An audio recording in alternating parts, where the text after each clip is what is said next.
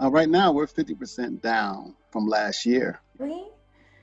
I'm doing the best that I can with the best that I have. That particular pivot, I discovered that I had to be creative. And really just evaluate, who you are.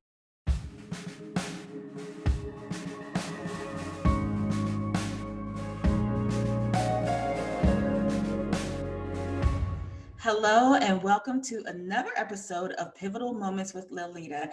As always, I'm super excited to get into today's conversation. I have another local guest today on the show, someone right here from the DMV area. So I'm super excited. So let's get right on into the conversation, and welcome to Pivotal Moments to Mr. Nelson. Thank you for joining. Let me toss it to you to tell a little bit about who you are and what you do.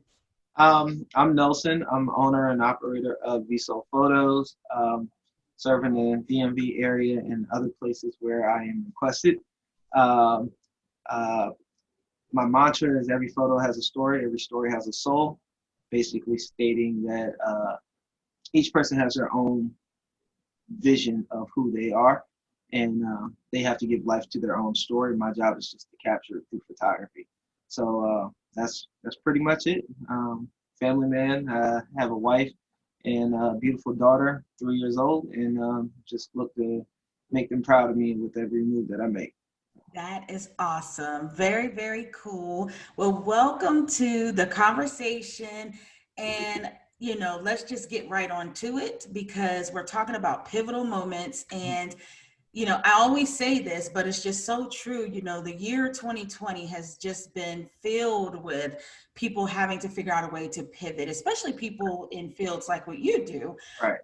But one of the things that we found, and the whole purpose behind having these conversations, is to show that many people have been making pivots all their life, and that's really built in them the things they need in order to continue to make pivots, even through some of the scary times like what we're going through now. Right. So, with that being said, what would you like to share with all of us today as one of your pivotal moments when you had to pivot? One of my pivotal moments. I've been doing photography since like 2010. Uh, my entire life, I've done like photo club and photo lab supervisor at different venues. And I, by trade, am an IT person. So I do IT for various companies. Um, but that in itself doesn't have the fulfillment that I need as someone who needs affirmations. And that comes from a love language, and that doesn't necessarily have to come from a love language in a relationship with your partner, your love partner. Yeah. But just in society, I've realized that I needed affirmations beyond just you did a good job, now do the next job. Mm-hmm. Uh, I wanted something to where uh, my accomplishments would last the test of time. Mm. And in photography, that's always been something like you create something, and if you have it in digital format, it lasts more than just the IT job where you just fix that guy's computer. Um, it lasts even longer if someone purchases your product and then posts it on their wall, and then it just stays there. So um, having the pride of someone coming back to you and saying, hey, I still have this one that you did 15, 20 years ago, and I want you to do another one, and I know you're better, that provides a fulfillment that I haven't gotten from any other job. Uh, that being said, 2016, my wife and I moved to the DMV area from Newport News. I had been doing photography under my mentor for quite some time, and I didn't really know with the 3 hour gap between Newport News and here how I was going to continue that without having to start my own business. And 2016 was a rough year for photography for me, and I remember the depression I felt just going to my daytime job every day and coming home and then jumping on Xbox and then not creating anything and waiting and having to drive 3 hours on the weekend to go and create and then come back and do the same thing all week long again. And it started really taking a toll on me. Uh, And I remember telling my friends while I was playing, I was like, come January 2017, y'all aren't going to see me on Xbox. They was like, why? I'm like, that's when I'm starting. I said, I have a date. I made a decision that I'm going to set a date and I'm going to start my business. And January 16th, 2017, I decided VSoul Photos was going to start. I had already started putting stuff in the place. I had the camera gear. I had the drive, the emotional drive more so, because I still wanted to play Xbox. But I had the emotional drive to need to do this for myself. My own affirmations became more important than the affirmations of outside sources. So feeling good about oneself and learning that feeling good about oneself starts with setting a goal for yourself in the now, for the future, to feel good about yourself in the future. And so if you're not, and my whole thing is about emotions. That's the whole reason why this thing is so important, why VSoul Photos is VSoul Photos. It's, I don't think we as a society explore emotion enough. Mm-hmm. I will shoot someone crying and I will shoot someone smiling, and they will both be powerful photos to someone. It might not resonate with you the same way it resonates with me, but it's supposed to be captivating to someone. And there's a lot of emotion. Like, you can talk to any of my clients, I'll say, so what is it about you? Especially when we're doing a portrait. What is it about you? Mm-hmm. Why do you want to do this? Who is this for? Is this for you or for someone else? Mm-hmm. And it's like, you're the first photographer who ever asked me that. Mm-hmm. That's sad, because capturing a moment isn't supposed to be about, like, if you're going for sexy, cool. If you're going for sad and you're going through a depression and you want to capture who you are at that moment and you're depressed, let's capture depression. Yeah. Let's not stay there. I want you to be happy about your image. You're beautiful. Yeah. You're smart. You're intelligent. You graduated. You succeeded. These are emotional things, right? And I don't think as a society we discuss that. Taking it into a racial standpoint, mm-hmm. as far as a Black culture, emotions, like, why are you being so emotional right now? Why are we talking about your emotions? No. Don't say nothing. Don't cry. Especially a Black man. Don't cry. Cry. In my realm, cry. I want to see you cry. Nothing more powerful than a man, a Black man, with a tear in his eye. Mm. When I talk to women who are talking about their marriages, I've shot weddings, and they're saying, make sure you get when he cries, because if he's not crying, I'm turning around. I've heard that so many times, and that speaks to emotion. That's something that, like, she's going to feel some type of way about whether or not he feels some type of way, and I'm going to feel some type of way about having to do the whole thing again. So, wow. So you kind of have to, I don't know, that's one of my major pivotal moments, is really noticing that not only did I want to make sure other people understood what their emotional relationship with photography was, understanding my emotional need to create via photography. Wow. So that's a lot. Yeah, and so there's a couple of things that I really want to kind of zero in on. The first thing, how refreshing it is to, as you said, to hear a Black male actually talking about emotion and even talking about depression. In my book, Celebrating a Legacy, that's actually one of the things that I talked about, that when I went through a major depression, and how the relationship with my mom and I was very strained, because, like you said, the culture is like, we don't get depressed. You just go through it. You tough it out. You just keep going, and that's not healthy. So I love that you are addressing it, that you talked about your own feelings of being depressed because you weren't fulfilled, but then how you're making it okay for other people to see that as normal and healthy to express those emotions. So that in itself is just hand clap for that. That is awesome. That is very awesome.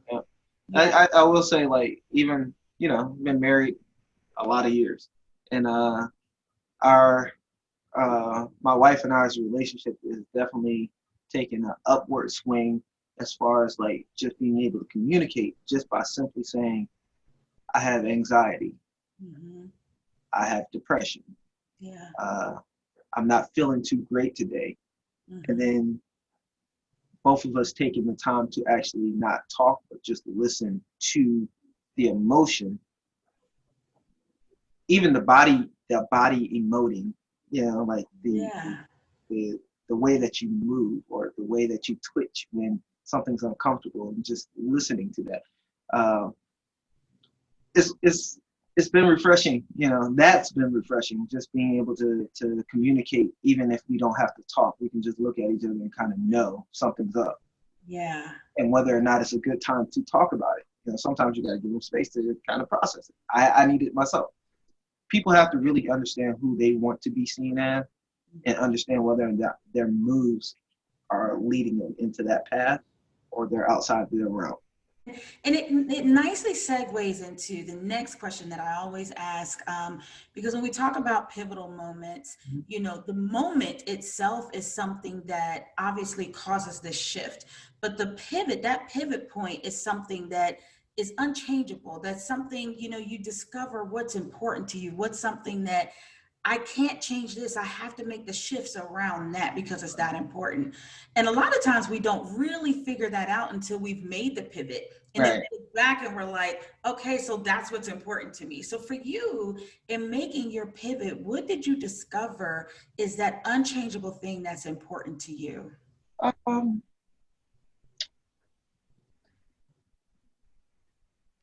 that's a very good question. That's going to take a little bit of thought. Uh, as far as what's unchangeable for me is the fact that I have an entity that people believe in now. Mm, Um, several of my friends have come to me and said, you're an inspiration, and they want to see me succeed, and they'll call me out and I welcome them to call me out on mistakes that I'm making, yeah, because sometimes I get so engrossed in what I think that I yeah, forget to think about what others think or perceive. And as an artist, I have to have tough skin, and I'll be like, I don't care what they think, I'm gonna just do it. And I'm yeah, like, but you got to think about your clientele, you got to think about the people you're influencing. Is this the path, the same as the last statement I said, is this the path that you want to be seen as? And is your the way you're walking leading you towards that goal? Um, and if it's not, then I have my support system. I've cut a lot of people off, and yeah, I've brought a lot of people in, and I've tested the waters with some.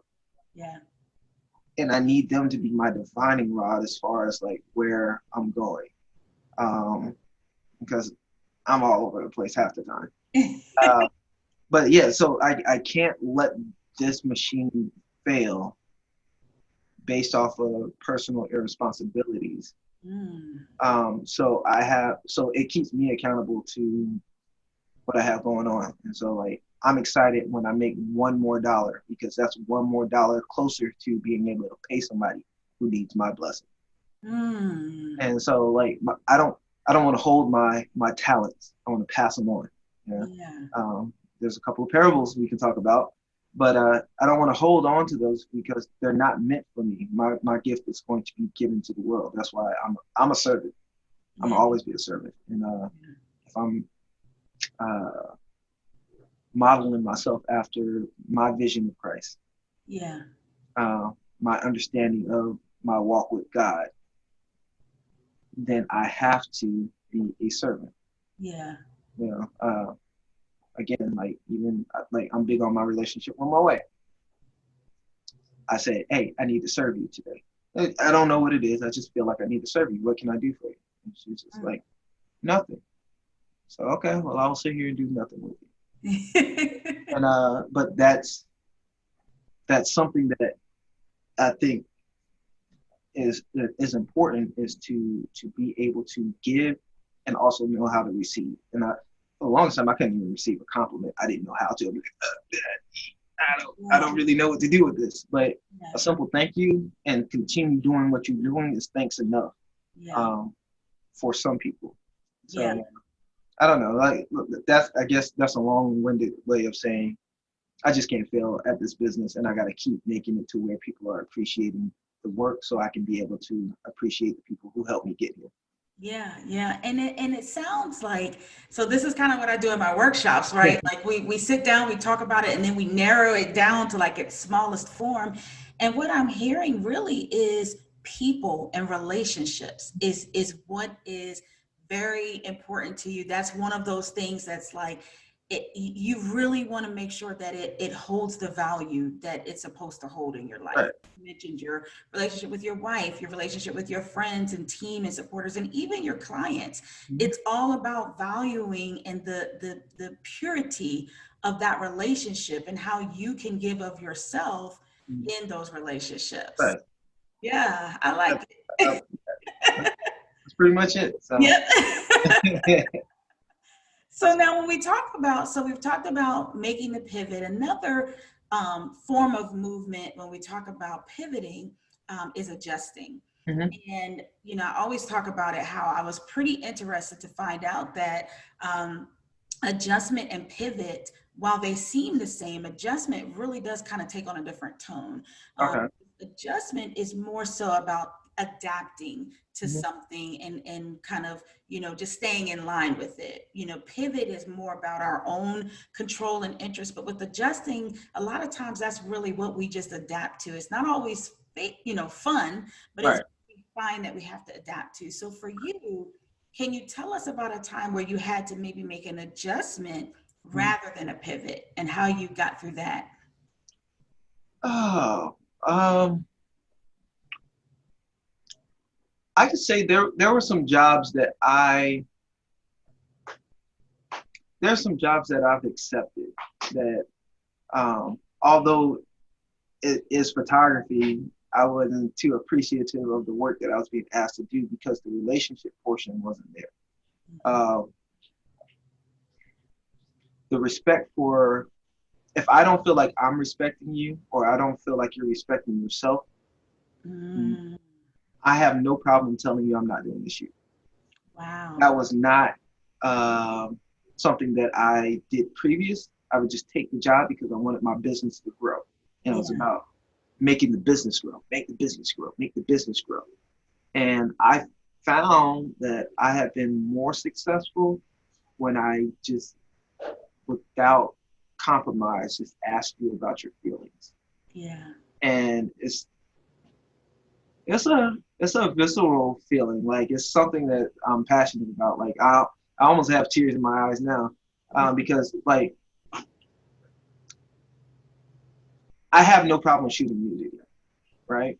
Yeah. There's a stigma around male photographers, or photographers period, mostly male photographers, and female nudity. Okay. I see it as an art. Most of the time, if I shoot someone nude and they're not asking like for an actual boudoir shoot or something like that, to where they're giving it to their spouse or something to where they need to be seen. If I'm doing it as an art piece, I do not show faces. Mm-hmm. I have a couple of examples, but I don't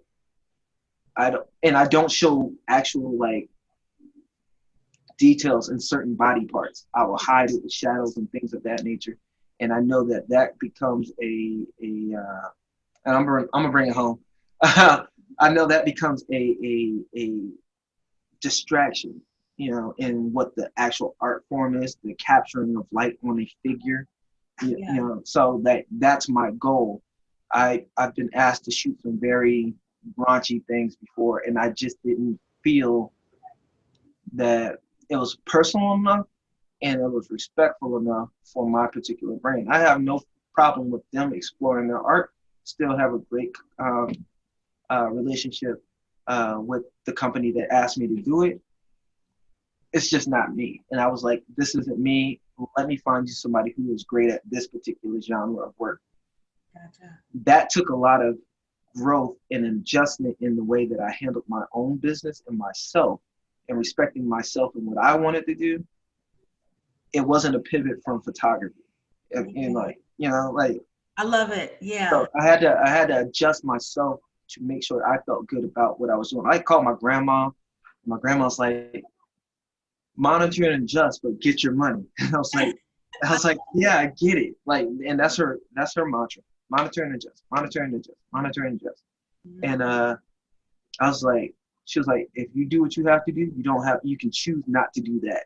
Yep. And my mentor told me the same thing. He's like, there came a day I no longer shot children. And I was like, he's like, I just don't enjoy shooting children. It's a challenge for me. And I was like, cool, I get it. He's like, when you graduate, you'll graduate. Yeah. So that was my adjustment moment. I don't have any regrets about it. I will still show the work from that. There's a few great shots that I think are respectful enough that it honors my brand. Yeah. But I can speak to my creativity with some of the stuff. I'm like, man, I was really creative on that one. Right. It doesn't lend itself to what I want to do or show, either for females or how males see females. That's important because I have a lot of female friends that will tell me from an emotional standpoint that they treat themselves based off of how they feel that males see them. Yeah. And they want the attention. And they don't adjust the way that they treat themselves based off of them. They adjust based off of how they think males see. Yeah. And so that was my thing. That's why it was important for me to change that. Yeah, and that is huge. I know people watching this will be able to relate because when you're building your brand, when you're building your business, it can be very challenging to stay true to what you want it to represent, but also trying to get your coins and trying to get out there. So there's a lot that you have to try to maneuver. So I really appreciate you bringing that example out because it shows that, as you grow and you get more secure in what you're doing, you can make that adjustment. You can figure out, okay, this is how I can stay true to what I am, get my coin. And at the end of the day, I respect myself for all of it. So that's awesome. Awesome. Well, Nelson, as we get to kind of the end of our conversation here, I always ask everyone to just share whatever you want to share with the viewers, whether that's a quote, joke, you want to plug something, whatever it is, this is your time to just talk directly to the Pivotal Moments viewers and tell them what you want to come directly from you. If I had to say anything to anyone about themselves, it would be figure out who you are in the most loneliest of moments and figure out what you're proud of in those moments and build on those. If you can do that, the level of confidence that you would have when you are alone or you're with someone will be elevated because you'll know you. Being an open book sometimes is just the worst place to be because anybody can write your story for you. So fill your pages. That's it. Woo, that's good. That's good stuff.